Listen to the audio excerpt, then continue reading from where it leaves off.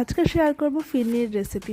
এখানে বাসমতি চাল আমি ভালো করে ধুয়ে আধ ঘন্টা মতো ভিজিয়ে রেখেছি। তারপর এটা খবরের কাগজে নিয়ে কিছুক্ষণ শুকিয়ে এটা মিক্সিং বলে নিয়ে এটাকে মিক্স করে নিয়েছি। মিক্সচারটা বেশি মিহি হবে না, একটু দানাদার থাকলে এটা ভালো হয়।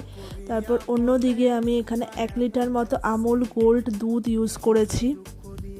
এটা ভালোভাবে জাল দিতে হবে যাতে সর না পড়ে।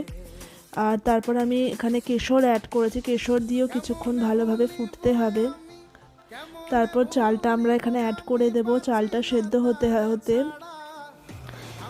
এখানে আমরা তারপর চিনি অ্যাড করব। চিনিটা ফিরনিতে একটু কমই হয়, তো বুঝে চিনিটা অ্যাড করতে হবে। কনসেন্ট্রেসি এরকম থাকাকালীন আমরা নামিয়ে নেব। নামানোর আগে এখানে কেওড়া জল অ্যাড করব। তারপর ফিরনি রেডি হয়ে যাবে। ডেকোরেশনের জন্য আমি এখানে পেস্তা আর কাজু ইউজ করেছি। ভিডিওটি ভালো লাগলে লাইক, শেয়ার ও সাবস্ক্রাইব প্লিজ।